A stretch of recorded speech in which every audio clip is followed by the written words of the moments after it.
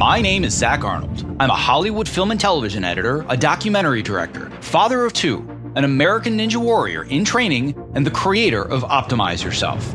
Throughout my career, I have battled attention issues, anxiety, and I have been burned out more times than I can keep track of. 15 years ago, after battling suicidal depression, I decided that I was tired of barely surviving. I wanted to thrive. Since then, I have obsessively searched for every possible way to optimize my own creative and athletic performance, and now I want to shorten your learning curve. Whether you're a creative professional who edits, writes, directs, or composes, you're an entrepreneur, or you're a weekend warrior who loves to push yourself outside your comfort zone to discover your true potential, I strongly believe that you can be successful without sacrificing your health or your sanity in the process. You ready? Let's design the optimized version of you. Hello and welcome to Season 3 of the Optimize Yourself podcast and episode number 75. It has been a while since I released my last podcast, and I gotta say I am super excited to be back for yet another season. I've already got a whole stack of interviews in the can with some amazing experts that I can't wait to share with you, as well as some inspiring stories of everyday people that do extraordinary things. If you're a brand new optimizer, I welcome you and I sincerely hope that you enjoyed today's conversation. If you were inspired to take action after listening, why not tell a friend about this show and help spread the love? And if you're a longtime listener and an optimizer OG, welcome back. Whether you're brand new or you're a seasoned vet, if you have just 10 seconds today, it would mean the world to me if you clicked that subscribe button in your podcast app of choice. Because the more people that subscribe, the more that iTunes and the other platforms begin to recognize the show, and then the more people that you and I can inspire to step outside their comfort zones to reach their greatest potential. And on that note, my conversation today is with Gretchen Rubin, a New York Times best-selling author who has sold over 3.5 million copies of her books. Some of those titles, which include Outer Order, Inner Calm, Better Than Before, The Happiness Project, Happier at Home, and the book that we discuss in depth in today's conversation, The 4 Tendencies. In my 10 years of research, study, and implementation with productivity, focus, and human behavior and psychology, the 4 Tendencies is quite possibly the most impactful and actionable concept that I've ever come across. As we talked about in this conversation, understanding and using the 4 Tendencies to better understand yourself as well as everybody around you is kind of like becoming Neo and being able to see through the endless random numbers to read the matrix of human relationships and behavior. Now, just be warned, in this episode, I'm giving you the choice between the red pill or the blue pill. Because once you understand the 4 tendencies, there is no going back. You are going to see the world in every single interaction in a completely different way. Now, if you're interested in understanding why you can or cannot take certain actions, why you procrastinate, or why you do or don't get along with your friends, your family, your spouse, your colleagues, learning the 4 tendencies is literally a game changer. Now, before jumping right into the interview, I did want to let you know I'm soon going to be opening the fall session of my private coaching and mentorship program, where you and I are going to work together for the next 4 months to help you design the path to your most important goals, whether they are lifestyle or career related. Essentially, you're going to have me and my entire Optimizer coaching community in your back pocket 24/7 to help you become healthier and more productive, connect with the right people in Hollywood, and ultimately pursue a more fulfilling career. I am only accepting 12 members for the fall, and applications close August 25th. If you want to learn more about the program and apply, visit optimizeyourself.me/elite, ELITE. All right, without further ado, after a brief break to recognize the sponsors of this episode, my interview with New York Times bestselling author Gretchen Rubin. To access the show notes for this episode, visit optimizeyourself.me/episode 75. This episode is made possible for you by, you guessed it, Ergodriven, the creators of the Topomat, my #1 recommended product if you are interested in moving more and not having sore feet at your height adjustable or standing workstation. Almost every new person that I meet in this industry starts our conversation with, "Hey, I got a Topomat because of you. It changed my life. Thank you." If you are not standing on one today, I cannot recommend it enough. It's super comfortable, it's an awesome conversation starter, and by the way, it's also scientifically proven to help you move more throughout your workday. To learn more and get your Topo mat, visit optimizeyourself.me/topo. That's TOPO. And as long as we're talking about moving more and being healthier in front of our desks, if you haven't heard of the Sit Tight chair or you haven't tried one out yet, you are missing out. The Sit Tight is my new #1 recommendation if you're searching for a healthier, more ergonomically friendly office chair that turns sitting into an activity that actually improves your health rather than damaging it. Just be wary of bringing it to the office because everyone is going to want to try it out. Trust me. If you want to learn more about the Sit Tight and why everybody that tries it buys it, just visit optimizeyourself.me/sit-tight, and you can even use the coupon code OPTIMIZE for 10% off your order. I'm here today with Gretchen Rubin, who's the author of several best-selling books, which have sold more than 3.5 million copies worldwide. And this includes the New York Times bestsellers, Outer Order, Inner Calm, Better Than Before, The Happiness Project, Happier at Home. And the real reason that we're here today is to discuss the 4 Tendencies, which is the indispensable personality profiles that reveal how to make your life better. And by the way, other people's lives better too. So Gretchen, as I expressed to you offline before we started this conversation, I don't think I've ever been more nervous or excited to have an author on my show in the history of doing almost 200 episodes. So thank you so much for being here today. Oh, it's my pleasure. I can't wait to dive in. Thanks so much for having me on your show. Yeah, so I'm super excited. And the reason is because I was introduced to the 4 Tendencies framework in your work about 2 years ago when I went to an event. And I had not heard of your work beforehand, which it's funny, I feel guilty for that and I shouldn't, but I'm like, oh, how did I not know about this before? But as soon as I started listening to you talk about these 4 tendencies, there were so many little conflicts, either in my personal life, in my conflicts with my kids, with my wife, or conflicts with myself or in my job, that it was like, oh my God, I'm starting to understand myself better over the last 60 minutes of this presentation than I have in the previous 38 years of my life. I have to learn more. So of course I dove into the entire book. And then as I started to really consume it and started to share it with fellow colleagues and share it with people in my coaching program, they were expressing the same level of clarity.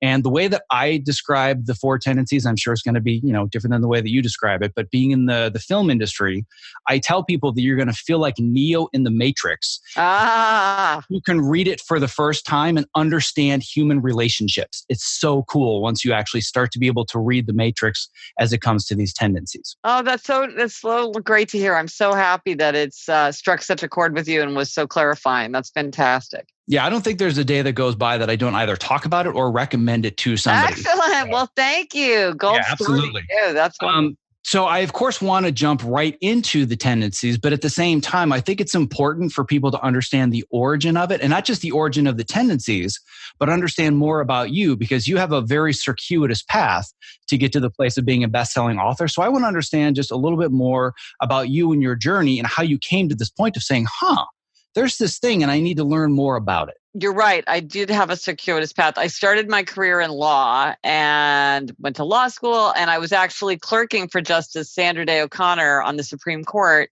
when I realized I actually wanted to be a writer. I had the idea for what became my first book while I was clerking, and became very preoccupied with learning and taking notes. And that's something that's happened to me throughout my life. I will get very interested in a subject and really want to go deep into it. But this was the first time where it was sort of all consuming, and it became the book Power, Money, Fame, Sex: A User's Guide, which is like the opposite of the Happiness Project. And that was my first book. And so I just started working on that and researching it and writing and taking notes. And finally I thought, well, this is the kind of thing a person would do if they were going to write a book. And then I thought, well, I can write a book. And so I literally went to the bookstore and got a book called something like How to Write and Sell Your Nonfiction Book Proposal, and followed the directions. So that's how I got into writing. And, all my books really are about human nature in one way or another. And my book, The Happiness Project, which was the book where I think a lot of people became aware of me as a writer, because my other books, that was actually my 4th book. So I was a good example of somebody who was perceived to be an overnight success, even though I had been working very hard for 10 years.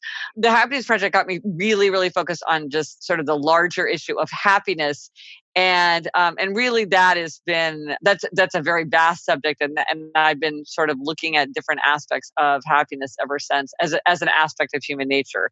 So, like, I wrote a book, Better Than Before, that was all about habits, because, as you know, habits have a very important role to play in making our lives happier, healthier, more productive, and more creative. So it's like, how do we make and break habits? Like, I need to figure that out. And it was when I was writing that book that I started to notice patterns of behavior that I couldn't really explain, that I felt like no one was really grappling with, kind of different perspectives and different challenges that to me seem to fall into these very distinct patterns. And after immense intellectual toil, it really was the hardest intellectual thing of my life, was I identified these four tendencies and sort of understood how the role that the four tendencies play in human nature, upholder, questioner, obliger, rebel, what your tendency has an enormous influence on kind of how you see the world and how you operate most effectively. So I was studying human nature. That got me into habits. That helped me recognize the four tendencies. Well, I want to give a warning and a disclaimer to everybody listening before we go forwards, that, like I mentioned, you will become Neo in the Matrix, and this is your last chance to take the red or the blue pill. Because once you understand what an obliger, an upholder, a questioner, and a rebel are, you are never going to see yourself or other people the same way again, ever. And I do not say that lightly, because I see it happen with everybody, including myself, where it just becomes this vision that you have. And what I want to go into first is this idea of, oh, wait a second, all people don't belong in buckets. This isn't Myers-Briggs. I hate being typecast into a certain thing. So talk to me about why these are the tendencies and not the four types. Well, it's interesting because some people, as you say, really resist the idea of categories. And people will say, well, if you define me, you can find me. But in my observation, it's very handy to have shorthand, to have a vocabulary to describe how people see things differently. Because especially when differences kind of fall into patterns where if I use one term, I can explain a lot. One of the things that's different about this framework is that, something like Myers-Briggs or the Enneagram or a lot of other kinds of personality types try to really give a whole picture of a person. They really try to explain kind of a lot about you. This is just one thing, and we'll get into it, but it's just one aspect of your nature. It's very, very significant. It has a lot of consequences, but it's one very narrow thing. So knowing your tendency, if you're an upholder, questioner, obliger, rebel, doesn't tell you. There's a lot of things it doesn't tell you about somebody. And sometimes people will be like, well, all rebels are creative and narcissistic and rebellious. But I'm like, no. Like, we only know one thing. We know an important thing, but we only know one thing. And so I think that it's very specific. And so I think that's why it's a tendency. And also, as we get into it, the tendencies, they run into each other. So you can sort of there's a continuum. So it's not like each four is completely separate. They're all part of a continuum of human nature. And it turns out it's very easy to pinpoint pretty precisely where you fall on that continuum. And that tells you a lot about yourself and also how you might relate to other people, either more effectively or maybe with more conflict or frustration. Yeah. And I think in the context of this interview, there are so many different areas where we can see the strengths and weaknesses of each, how they apply to your lives. But I'm very aware that we only have an hour to get through all of this. And I think that for me, it's first of all, first and foremost for anybody, it's understanding your own tendency and how you can use that to maybe, stick with better habits or make better decisions or whatever it is. But I think also the second area that I want to go into a little bit later in the call would be understanding how it makes me a better creative collaborator. Yeah. Because that's one of the areas where I have it's like this giant exponential learning curve where I went from being a pretty good collaborator to being amazing at collaboration because I knew how to meet everybody's tendencies in the middle, even if their tendencies weren't the same as me. So I think first it's a matter of understanding, well, what are the four tendencies? How does this help me? But then how does it help me collaborate? Because we could go down many rabbit holes for hours about personal relationships and raising your kids. And, we may tangentially go there. But I think that in general, the takeaway is how does this help me understand habit formation and better behaviors? Because I've talked to James Clear about habit formation. I've talked to Cal Newport about the process of deep work. I've talked to David Allen about how to get things done. I've talked to Jay Papasan about how to find your one thing. But I feel like the glue that holds all of it together is understanding how do I actually consistently follow through. Yes. And I discovered the four tendencies. I was like, aha, there's the super glue for all of it. I must find Gretchen. Good. Right? Yes. So Yes. let's just start with the basics. What are the 4 tendencies? First of all, if some people like to take a quiz that will like spit out an answer. And so if you want to take a quiz, you can take this quick free quiz. It's quiz.gretchenrubin.com. More than 2 million people have taken this quiz, and it will give you an answer, and it'll give you like a little report kind of explaining. So you can take the quiz. That said, a lot of people don't need to take the quiz. I will just describe it briefly and we'll talk about it, and people will have a very clear sense of who they are and probably who a lot of people in their lives are. Not to mention Game of Thrones characters, which I can go deep into the Game of Thrones analysis if we have time for that. Or the houses of Hogwarts too, if we want to go there, right? Yeah, yeah. Well, I will say this. Sometimes people try to map the houses of Hogwarts onto the 4 tendencies, but you cannot do that. And I have 3 words for you. That is Hermione, Fred, George. They're not the same tendency, but they're definitely Gryffindor. So the Hogwarts does not map, but we can do Game of Thrones. We can do Parks and Rec. We can do Real People. It's funny. I'm watching Parks and Rec right now, and that's all I'm thinking about is what is each person's tendency, and it's pretty obvious. So yeah, it's funny. I'm doing that right now. The thing is, it's pretty obvious once you do it. So, so here they are. So there, as we said, it's upholder, questioner, obliger, rebel, and what this is looking at is how you respond to expectations, which sounds really boring, but ends up being very, very significant. So we all face 2 kinds of expectations. Outer expectations that come to us from others, like a work deadline or a request from a friend. And then we have inner expectations, what we expect from ourselves. I want to keep a New Year's resolution. I want to get back into meditation. And so depending on how the combination in which you meet or resist outer and inner expectations, that's what makes you your tendency. So first are upholders, and upholders readily meet outer and inner expectations. They meet the work deadline. They keep the New Year's resolution without much fuss. They want to know what other people expect from them, but their expectations for themselves are just as important. So their motto is discipline is my freedom. Then there are questioners. Questioners question all expectations. They'll do something if they think it makes sense. So they're making everything an inner expectation. If it meets their inner standard and seems justified, they'll do it no problem. If it fails their standard, they will push back. They typically resist anything arbitrary, ineffective, unjustified. They always need to know why. And so the motto of questioners is, I'll comply if you convince me why. Then there are obligers. Obligers readily meet outer expectations, but they struggle to meet inner expectations. And I got my first insight into this when a friend said to me, I don't understand it. I know I would be happier if I exercised. And when I was in high school, I was on the track team and I never missed track practice. So why can't I go running now? Well, when she had a team and a coach expecting her to show up, she had no trouble going. But when she's trying to go running on her own, it's a struggle. And what we find for obligers is that to meet an inner expectation, like getting back into meditation, obligers must have outer accountability. That is the way they meet inner expectations, by plugging in forms of outer accountability. That is just crucial. And so the motto of obliger is, you can count on me, and I'm counting on you to count on me. And then finally, the rebels. Rebels resist all expectations, outer and inner alike. They want to do what they want to do in their own way, in their own time. They can do anything they want to do, anything they choose to do. But if you ask or tell them to do something, they're very likely to resist.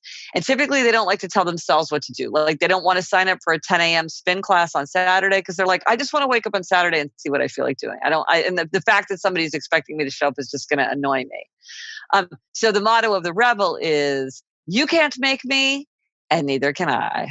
So those are the 4. And of the 4, obliger is the biggest tendency for both men and women. That is the biggest one. You either are an obliger or you have many obligers in your life.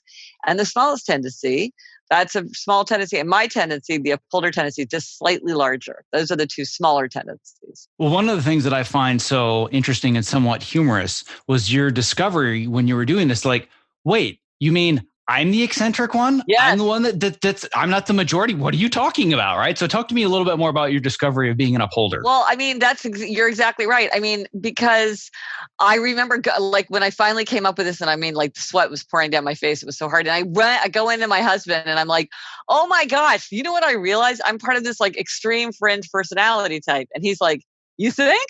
Like, he was that surprised.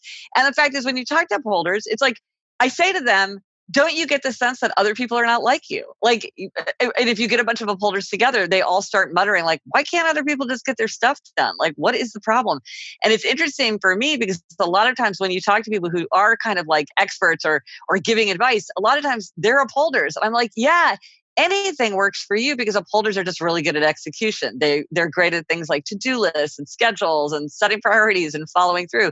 That's what they're really good at. There's negatives to being upholders, definitely. There's limitations and weaknesses. But one thing they're good at doing is executing. When I was writing the Happiness Project, people would say to me, well, how did you get yourself to do all those things? How did you get yourself to follow all those resolutions? And I would say, well, I thought they would make me happier. So I tried them. And then if they did make me happier, I just kept doing them. And people would look so puzzled and they would say, but how did you get yourself to do them? And I was like, I don't understand your question. Like, why? I don't, why? And then I understood, oh, okay. That's because most people are not upholders. And so a lot of things became clear to me. Many, many, many, many things became clear to me when I understood many people are not like me. I'm coming from a very particular place. All of us, each of us is coming from a particular place. And many people in the world do not see things the way that we do. That's got to be impossible. How can everybody else on the planet not have the exact same lens and filters than I do? Like, what the hell? Right? I mean, it's so hard to remember. People can see things, they can have different values, they can have different perspectives. I mean, it's funny how hard that is to keep in mind. Even though we intellectually know it's true, it's just very hard not to just assume like, well, of course the situation is what the situation is. It's like, no, it's not. It's what we think it is. Well, and that's what I love about this so much is it's not like I had the discovery, oh, wait, people are different than me. It was, oh, now I understand how. I get it. I see what they're seeing, but I also understand how they're seeing me. And that was really the biggest thing. But before kind of diving deeper into it, I think one of my favorite things that you have in the book is basically to understand these 4 tendencies is asking, how do you get each one to change a light bulb? Oh, right. Yes. So an upholder will change and a questioner needs to know why to change it. I'm sorry, I can't really remember that. So how do you get whatever tendency to change a light bulb? And the upholder is, well, he's already changed it. The questioner, why would I need to change that light bulb anyways? The obliger, well, duh, you ask them to change it. And the rebel will say, do it yourself. Yes. Right? As soon as I read that, I'm like, oh, okay, yeah, this all makes more sense. Yeah. And I think, and I'm sure that you can speak to this a lot more than I can because you've talked to millions of people and spoken about this and, done book tours. But I find that as soon as you talk about these tendencies, and in probably 30 coaching calls, I said, let me walk you through this. And just exactly like you said, it's about inner expectations versus outer expectations. Here are the 4 types. And I always see the same thing, which is, oh, I think I'm this one. Oh, but wait, no, I'm kind of that one. But I'm kind of that one too. Oh, God, I don't know. Like one of them seems to be more dominant, but am I only one? Am I another? Like, how do I figure it out? So what are some, obviously you have the quiz and I want people to go to the quiz and I'll provide a link to it. But just off the top of your head, if somebody's listening to this, they're in the car, they don't want to jump on their phone, don't want to go on the quiz, how can we help them get a little bit closer in a couple minutes? Okay. Well, often an obliger will say, I don't know if I'm an obliger and a upholder, but I'm really good at meeting outer expectations, but I can't meet inner expectations. I'm like, well, that is the definition of an obliger. The question is, obligers and upholders are the same in that they both readily meet outer expectations. So the question is, can you readily meet inner expectations? Meaning, if you how do you feel about New Year's resolutions? So ask yourself right now in your mind, say, how do I feel about New Year's resolutions? Upholders will typically say, I like New Year's resolutions. I like making resolutions. I feel good about resolutions. Questioners will say, I kind of object to New Year's resolutions because if there's something that's important to me, I'll just go ahead and do it. I'm not going to wait for January 1st because that's an arbitrary date. Obligers will often say they don't like New Year's resolutions. They often feel very discouraged. They've often given up making New Year's resolutions because they failed so often in the past. And rebels will either say they totally reject New Year's resolutions because they never want to chain themselves in that way. And so they're just not interested. Or they really embrace them as sort of a challenge. Like, you know what? My cousin said he didn't think I could run a marathon in 2019 and, watch me. So starting on January 1, I'm training and I'm going to draw, it's like the challenge. It's the proof. You think that I can't go without alcohol for a year? I'll show you. So sometimes they kind of embrace the challenge of it and the I'll show you of a New Year's resolution, but typically they don't like New Year's resolutions because they feel like they're too they feel like they're a chain, or they're too confining. So thinking of how you answered that is a tip off. That's a good question. People who feel very, very strongly that they're part of each, that is a sign that you are a questioner, because questioners will do whatever makes sense. So like I was talking to a high school student who said, look, I'm a mix, because look, if I have an assignment from a teacher I respect, I do it, no problem. So I'm an upholder. But if I have an assignment from a teacher that I don't respect, I just refuse to do it. So then I'm a rebel. And I'm like, no, you're 100% questioner, because a questioner's question is, why should I listen to you? If I respect you, I'll do it. If I don't respect you, I won't. It's like, why would I? And questioners think everybody in the world thinks that, or should think that way. Everybody should be thinking, well, why should I do this? But I'm like, but they don't. And that's what makes you a questioner. So it's funny, upholders, obligers, and rebels see more easily how they are different from other people. They feel it. Rebels feel what it is to be a rebel. Upholders feel what it is to be an upholder. Obligers are like, why is it that I can't have self-care? Questioners just are like, why doesn't everybody just do what makes sense? But the fact is that that's just not how other tendencies approach things. And so I really do think that most people will fall squarely within one tendency. Now, each tendency you can have a flavor of an overlapping tendency. So like as an upholder, I'm like an obliger in that we both readily meet outer expectations. But as an upholder, I also overlap with questioners, because we both readily meet inner expectations. And so some upholders are more on the obliger side, and some upholders are more on the questioner side. So there is a continuum, and you can see differences of people within a tendency, but they still are part of that core tendency. And as I said earlier, like, we could line up 50 questioners, and depending on how ambitious they were, how analytical they were, how creative they were, how introverted or extroverted they were, how adventurous they were, what their values were, they would all look very, very different from each other. But if you said to them, hey, will you do X for me? They would all answer at the same time, why should I? Because that is what it is to be a questioner. That they would all share their response to expectations. But even if many aspects of their nature were very different. Well, as a questioner myself, yeah, I can attest to the fact that can create a lot of friction in relationships.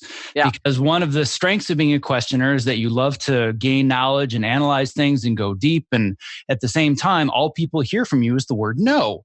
As opposed to, no, I'm fine doing it, but I just want to understand more about the process. And I think this was before I had learned about the 4 tendencies. Maybe it was after. But I have a former supervisor of mine that's also a very good personal friend, which can be both good and bad, because it means we're a lot more honest with each other when we work together. Yeah. And she said to me once, she's like, you know what? You are amazing to work with until I ask you to do something. And then you drive me crazy. Yes. She knows I'm always going to follow through, but I always fight back wanting to understand, well, is this the best time to do it? What if we did it this way instead? And they're like, could you just do it? Yes. Right? And she's an obliger on steroids. She goes out of her way to help everybody else and put their needs first, and has a very difficult time meeting her own inner expectations. So one of the connections that we have is she's always coming to me with issues with her self-care and with health. Like, why is it that I keep, stopping exercising? I'm like, you need to find a workout group or a buddy. And once she does that, she starts to get into it. But she really kind of put the questioner in a bumper sticker form for me. And one of the things that I made a joke about on the show before, and I tell my clients a lot, is that one of the discoveries that I made, and this is going to kind of help us transition into understanding how to use this. It's one thing to just see it and be like, oh, that's really cool. I'm this, I'm X, Y, or Z. But the power is understanding how to use it. And for me, it was in being able to take the path to a more fulfilling career. I now understand very well about myself that I'm amazing at collaborating with people. I am horrible at working for people. Mm-hmm. So when I go into an interview, it's not just about me trying to talk about, here are my character traits, here's why I'm a good fit. I interview them to understand, what are your expectations of me and my time? And one thing that I found at first, when you did the test and that kind of asking about the New Year's resolutions, when I was in that live speech, and you said, how do you respond to New Year's resolutions? And immediately in my head, I went, well, it just seems so arbitrary. And then 2 seconds later, you're like, you're probably thinking the word arbitrary. And I'm like, whoa, how did you do that? What a magic trick, right? So I always thought to myself, oh, I'm clearly a questioner on steroids. I was saying that for a long time. But the further I dug into this and the further I worked with people, I realized I'm actually very much a combination of a questioner and a rebel. So what I would actually like to do, because I think this is going to be really helpful for my audience specifically, because I think a lot of people that work in my field, just statistically, first of all, most of them are going to be obligers because that's just statistically across the board. But I think with my work, a lot of the best people are questioners because we're a good fit for this job because we want to question, is there a better way to tell this story? Could we find an even better music cue? Could we find a different transition as opposed to, you got it, boss, whatever you want. Like, I don't work well with people where they want me to be an operator. Just press the buttons and cut the scene that I want. That doesn't work for me. But if it's all about whose idea in the room is the best idea, not you're the showrunner and I'm the editor, therefore I defer to you, that's helped me find the right people and be better at my job. Yeah. But it's really about understanding how can I harness the power of this. So what I want to do, because I think a lot of people might have similar tendencies to me, I want to do just kind of a bit of a tangent, maybe for like 5 minutes. And I want you on the fly to see if you can help me understand if I'm more dominantly questioner, rebel, or if I'm just completely off track, because I think a lot of people are going to identify with this. So my belief is I'm very strongly questioner with a tendency to be rebel, but I'm starting to think it's more like 55-45. Well, I mean, I will say, like someone like Steve Jobs, that's pretty much what he was. Mm-hmm. He was a questioner who leaned very strongly to rebel. So if you are like, this is what I would predict seeing if you're a questioner who leans to rebel. So a questioner, the difference, so you're exactly right. Questioners and rebels overlap. There's a deep affinity between questioners and rebels because they both resist outer expectations. The difference in why I think you were right to analyze yourself as a questioner is that the fundamental question, the fundamental mindset of the questioner is, why should I? Why should I? If you can tell me why, I will do it. If you can show me why, if you can convince me why, if I can see it, then I will execute. Why? A rebel is, you can't make me. A rebel is like pushing back and saying, you can't make me. You're not the boss of me. You can't tell me what to do. And so, like, let's say you have 2 little kids who won't do their homework and they're not doing their book report. The questioner is thinking, this is a dumb assignment. This is a big waste of my time. I read the book. Why am I going to write out this? But no, I'm not going to do that. It's what a waste of time. You're an idiot. That's what the questioner child is thinking. The rebel child is thinking, you're not the boss of me. You're my teacher, but you can't make me do it. I don't want to do it. I'm not going to do it. But when you have a questioner who's tipping to rebel, who's leaning towards that rebel side, that's when you start seeing more pushing back towards things that could be conceived of as arbitrary. But like questioners who tip to upholder, who's like my husband, it's easier for them to accept things like speed limits, things like 5 garments to a dressing room. Questioners who tip to rebels often really don't like that kind of thing because to them that feels arbitrary. It's like, you're telling me what to do and I don't think it makes sense because I'm a good driver and you're a bad driver. Why are we both driving 70 miles an hour? That doesn't make sense. They very much more need to be convinced, and they might like really resist everything until they are proved to be right. And that's why questioners who tip to rebels often will want to work for themselves. I know a questioner who works for herself because she said, I just never trust other people's judgment. I don't think they do their research. I don't think they think things through. I don't feel comfortable in the end, it's me and very few people who I think really like know their business. And so I can't do what they say. I've got to make all the decisions because I know that I do it. And I talked to somebody else who she divorced her first husband, married somebody else, and they're both very serious questioners. And she said, well, to me, it's a huge relief because most people, I feel like I wouldn't even trust them to do something like pick a tent to buy. Because I'm like, I don't know if you did your research. She said, but my husband, I know that he questions the way I do. And if he makes a judgment, then I can trust it. And so he like cuts my work in half because he has the level that I have. But, other people, I don't listen to them so much because I don't know that I don't really, I mean, maybe I don't trust them. Maybe I don't respect their authority. I really have to trust my own judgment first. And it is that quest for like constant betterment. They always are looking for the edge, the hack, the efficiency, the new way. I'm not going to change for change's sake. I'm not going to change because corporate tells me to change. But if you can show me that this is a better way, I'm totally on board with that. So dare they say they might create a program called Optimize Yourself because they feel that there's always a better way to do something, right? 100%. Yeah. Hack that. Exactly. And then like that kind of hacking, they love to customize. Questioners love to customize. If you say, "Oh, this is the way you do it," they're like, I'm going to tweak that because I know how to make it work better for me." So yeah, so that's Yeah. very, very questioner. That's me every Sunday afternoon when I do meal prep. Oh, this looks like a great recipe, but how can I change it? Yes. Because I have to be different. I can't just do the recipe that everybody else does. It has to be a little different. It has to be me, which kind of leads me to this idea of the strengths or the weaknesses, or even more importantly, the values. And that's actually one of the values of the rebel is authenticity, right? Yes. So it was when I started reading about that, I'm like, oh, that's actually a lot more me than I thought. Because I was thinking, well, I'm not a rebel. I did all my homework growing up and I was valedictorian in my high school class and, Phi Beta Kappa, University of Michigan. Like, how could I possibly be a rebel? But then I realized it literally gives me a pit in my stomach to do things the way that other people do things. If I haven't customized it and I haven't made it authentic to who I am, I just feel like, what is the point of this if somebody else is already doing it, which can be both a strength, but it can also be a weakness depending on the circumstance. Well, and you've pointed out something very important, which is that sometimes people make an assumption that rebels can't succeed. And the fact is rebels can do anything they want to do. And so some rebels really they want to make a lot of money. They want to have a lot of power. They want to have a lot of influence. They want to put their creativity out in the world. Many, many, many people who are rebels are highly, highly successful because that's what they want. But they're not doing it because you told them to. They're not doing it because they're supposed to. They're doing it in their own way, in their own time. And so they put their rebel spin on it. And then some rebels don't. And then you can't make them.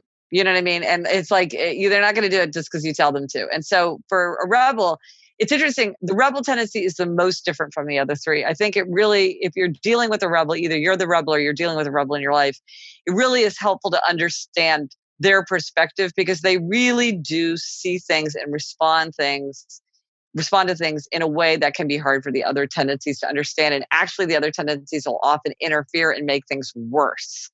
The more an obliger or an upholder might be like, well, you know what? I see that you're not meeting your deadline. So let's have a weekly check-in meeting. And every day I'm going to call you up and see how it's going. And we're going to have some accountability and some oversight. And I'm going to give you a best practices page and you can follow that. That's going to streamline your procedure.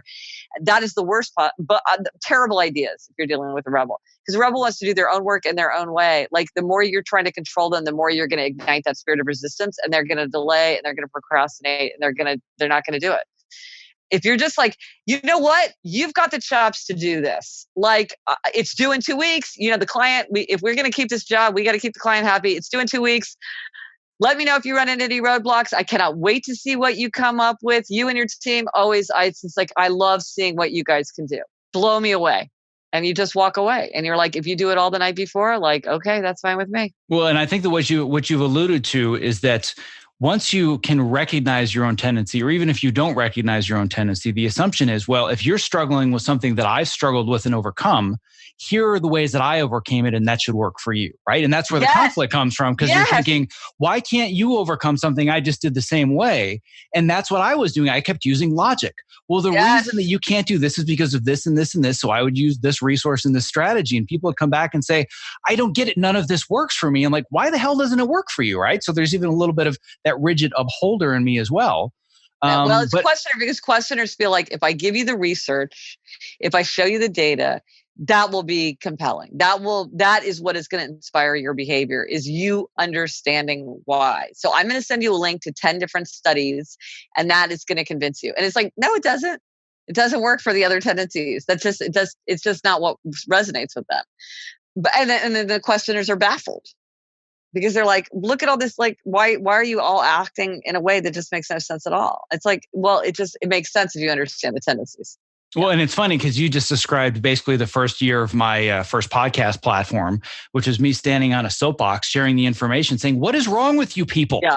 Don't you see it all right in front of you? Why are we living this way? Why do we treat ourselves this way in this industry? Look at the results of this. Look at the research. Let's just all change together. Okay? All right, good, done. And then all of a sudden I got all this pushback. I'm like, whoa, where is this coming from? And I realized that it wasn't about, here's all the information, you must have it. I reversed it and I said, I want all of you to talk to me. I want to understand where your challenges are, what it is that is stopping you from getting where you want to in your career. Yeah. Why can't you follow through with your healthy behaviors? Why do you always burn out when you see it coming?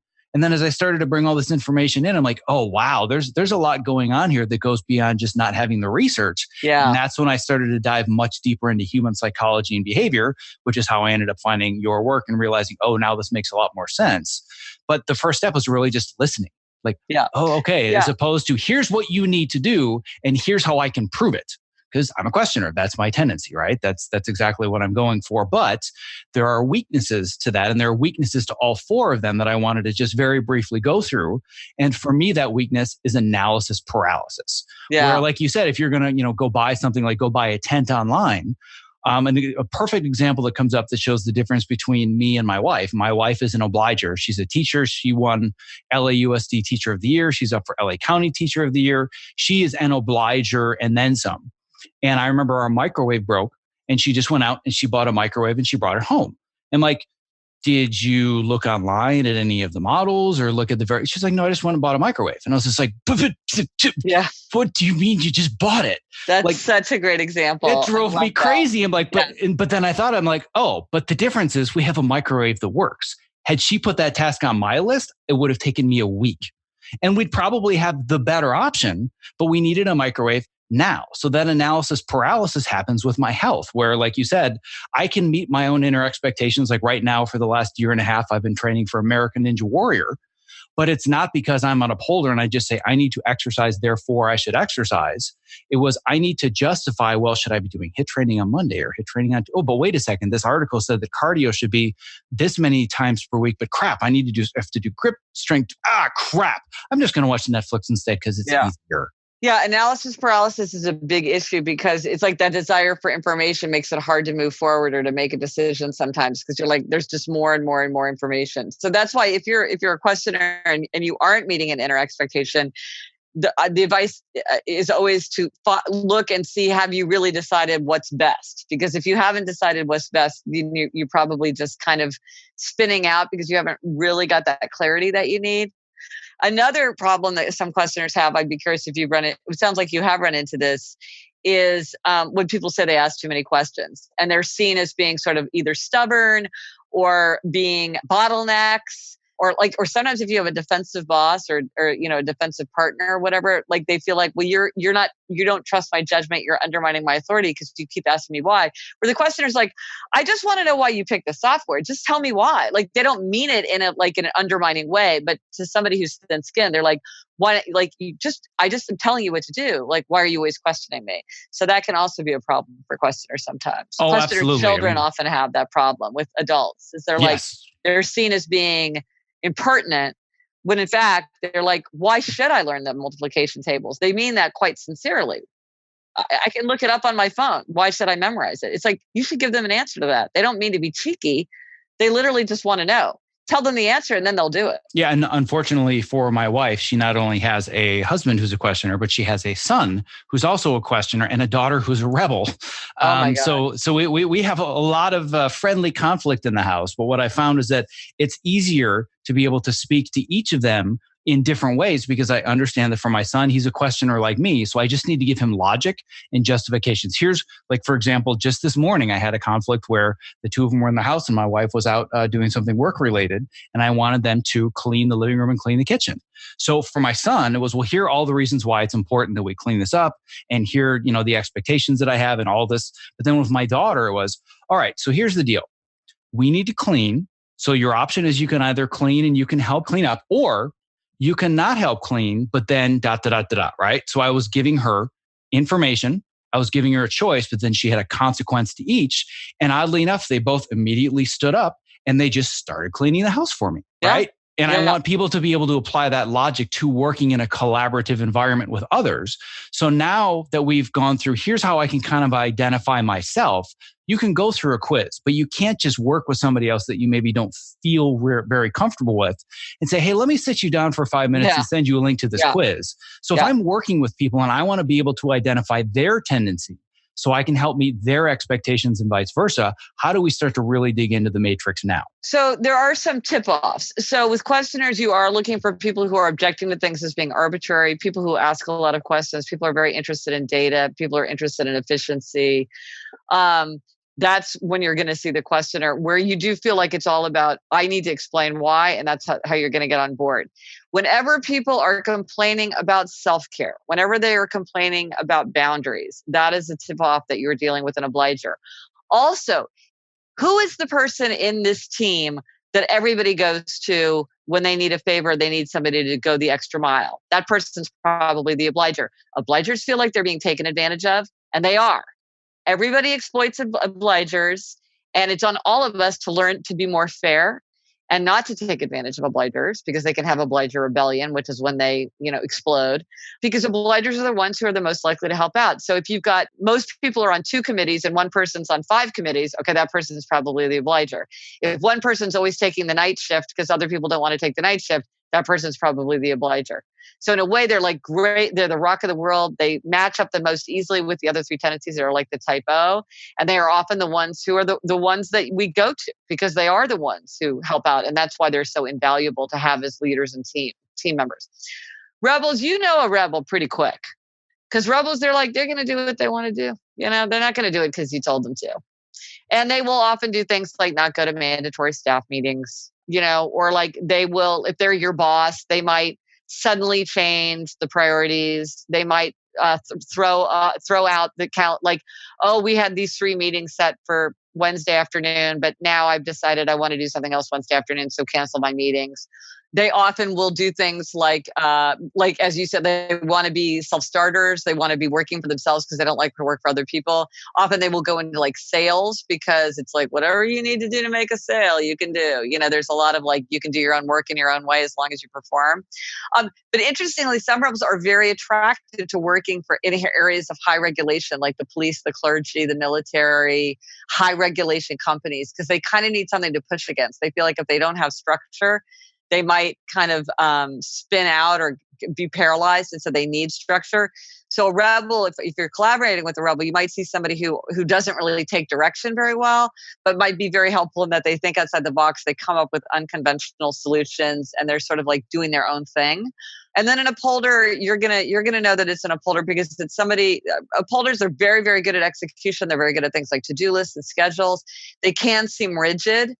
So if you have somebody that you're working with where you feel like, this person, we need a lot of flexibility in our workplace. Okay, an upholder often is not good at flexibility. They're not good at ambiguity, like where it's not clear. What does success look like here?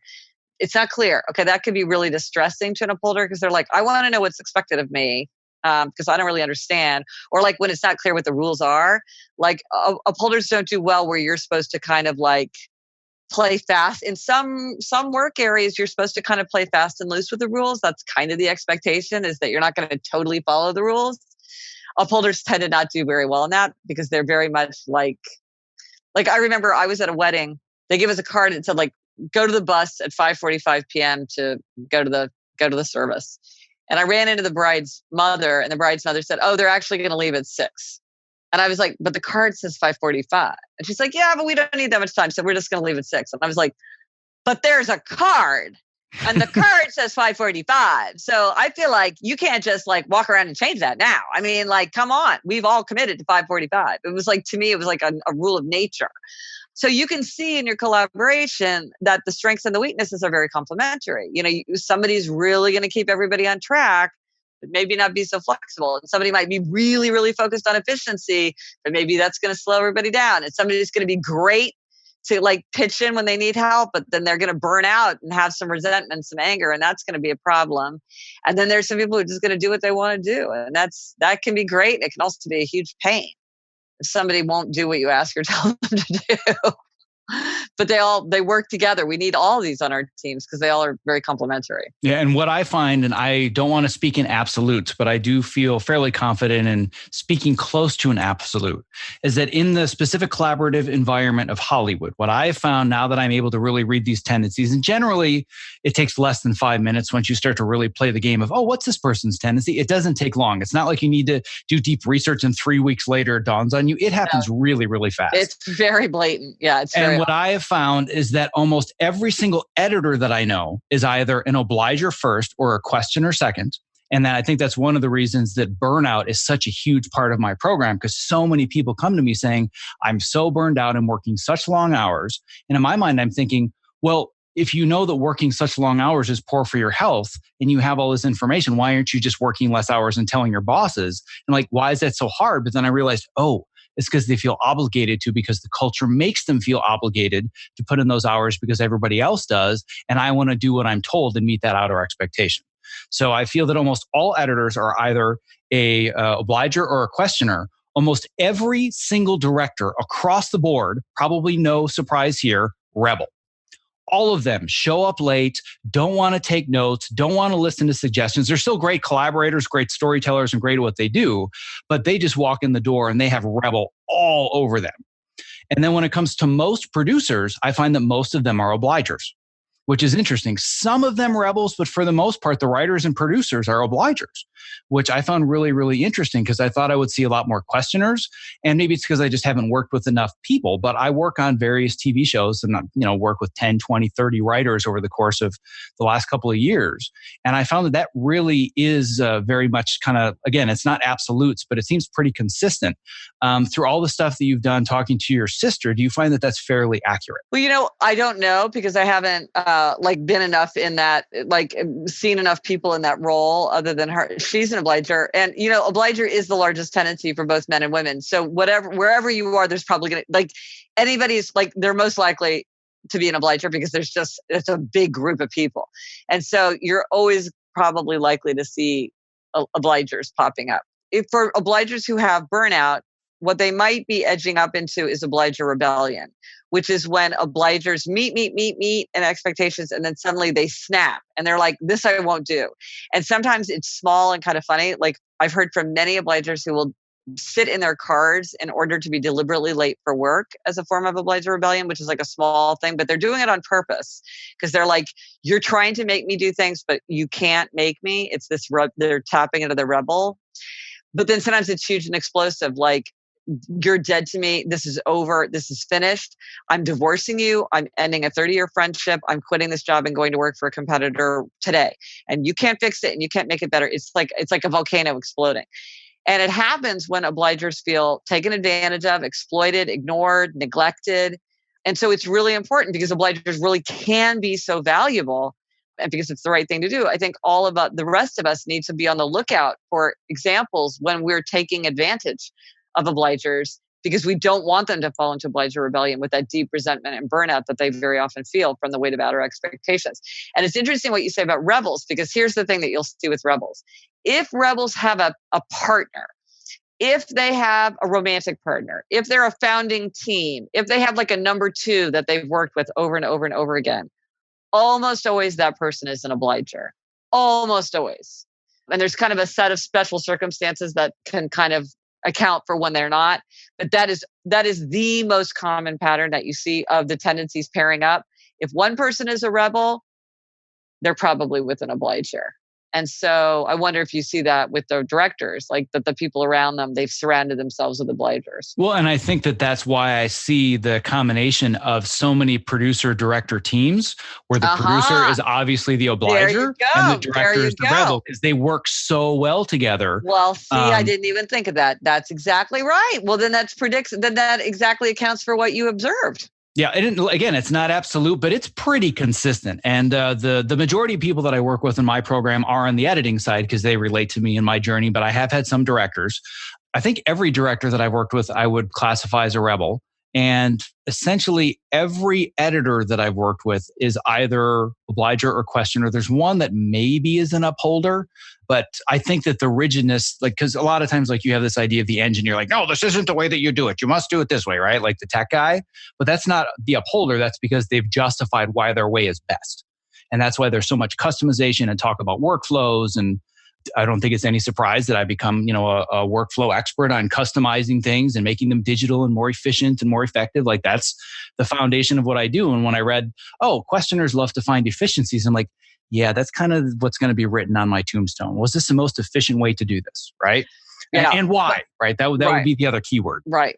And the thing is, sometimes people really focus it on one thing, I'm rigid, therefore I'm an upholder. And I'm like, well, other people can be rigid too. You really have to look at kind of the whole, the kind of the spirit of the upholder, which I think is why the quiz is good because it asks you a lot of different questions. Because sometimes I remember saying to somebody, A lot of times, some questioners really have trouble with traffic regulations.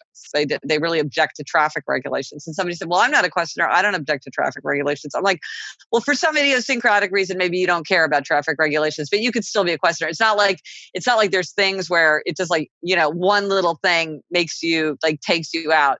But I think the way you describe yourself, these are all the kinds of things that would really appeal to a questioner, that would really feel really good and really satisfying and really like, this is what I want to dig into. And of course, with your career, that's what you want. You want something where it's like, it feels right. Like it feels like, ooh, this is like, I like working this way. And if it's out of step, like for example, some people love being in a place where like we're team players. Like it's all about the team here. We've got a great corporate head, great vision, and we're here to like bring that vision to life as a team. As a questioner, you might be like, I don't know if that's gonna. Nope, That's I'm gonna. out. Yeah, No, thank you. Does not work for me. I have nothing against the team, but I'm not a good team member. I already know that. And again, it's not that it's a bad workplace. It's that it's not a good fit for you. And so, Right. and like you said earlier, you want to go in there knowing like certain kind of things I'm going to be admired for and praised for and valued for. In another workplace, everybody could be rolling their eyes at me and thinking that I'm a problem. And I want to and so, like I know an obliger who always says, look, I want a tough boss. I want somebody who sets high standards and holds me to those standards. And I like deadlines and supervision. I like that kind of structure. And it's like other people would not want that kind of structure. She thrives in that kind of structure. So there's a workplace where things are set up that way. Like get yourself there, because then that's just going to feel right and you're going to do your best work. So it's not that one is right and one is wrong. It's just that it's a fit. And it sounds like for you have really understood how to fit yourself to the work in a way that you feel like you are really able to excel and to dive into your strengths. And that is a good feeling. That's when we feel good. That's when we feel like we're in our stride. If there's a mismatch, it just can be grit. Maybe it's not a big deal, but maybe it does become a big deal. Maybe it does become a bad fit. Well, the idea is that I want to make sure that I'm setting myself up for success and not failure. And that is, of course, the bigger picture. What's my career choice? But it's also, who are my collaborators? What kinds of shows am I working on? What do the projects look like? More importantly, this is the aspect that so many people miss. What does the lifestyle of this project and working with these people look like? And what's the process? Because everybody's saying, oh, I would love to win an Oscar. I'd love to win an Emmy, but are you willing to go through that process, and does it align with your goals? Because ultimately, I don't want people to just be successful. I want them to have a fulfilling career and meet their own definition of success. It's not just about, well, I have all these accolades. It's, but did you enjoy the process and you get excited about going to work and know that it's the right fit? And you have to know the right questions in order to make that happen. And for me, understanding these 4 tendencies has made it so much easier for me to find the right collaborators and the right projects, which leads me to the $1 million question. I don't like my tendency. How do I change it? It's funny when people don't like their tendency, because each of these tendencies has strengths and weaknesses. Each has, each includes people who have been wildly successful and also big losers. And I think that each of the tendencies, it's not that one is better or worse, or one is happier or healthier or more productive or more creative, but it's that when you know your tendency, you can figure out how to make the most of it and how to offset the weaknesses. So when you look at the people who are the most successful or the happiest or the most creative or whatever, I don't think it's that they are of a particular tendency. I think that they've figured out how to create the environment that allows them to get the life they want and to have the career they want. So if you're an obliger, for instance, because a lot of times obligers say they don't want to be obligers, all you need is outer accountability. And outer accountability is not hard. It's very easy to find ways to plug in outer accountability. I have this app, the Better app. It's a free app people can join. And it's all about the 4 tendencies and habits and happiness and stuff. And there are a lot of obligers kind of trade ideas and kind of ingenious solutions for how do you create outer accountability for things where maybe you need a little bit of imagination to figure out how you would plug that in.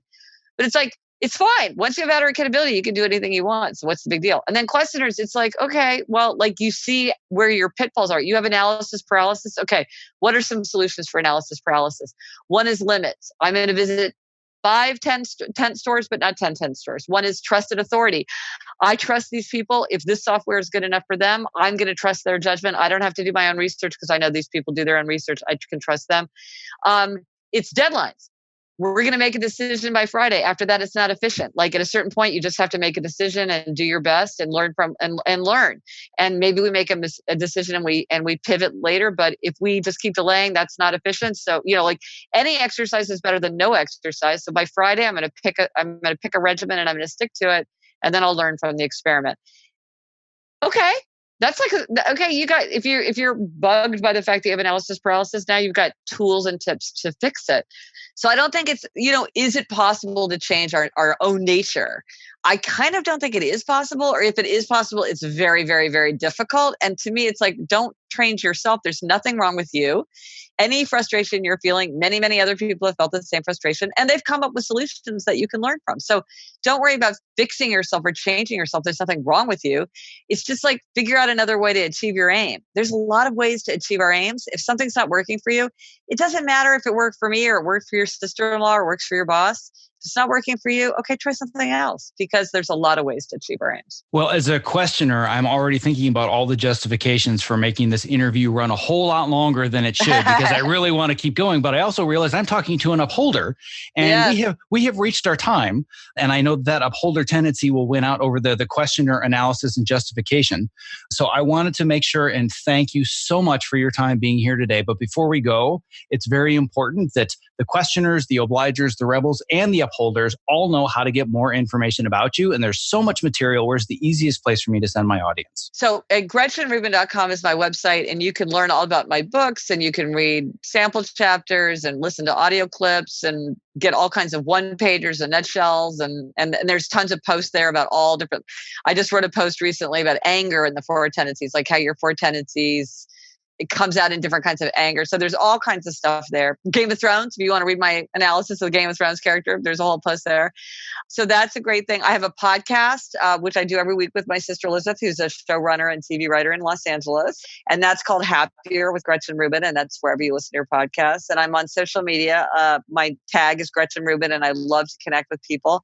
If you're interested in the four tendencies, I do have a four tendencies online course for people who like to learn from an online course more than reading a book, because I've got a whole book called The Four Tendencies.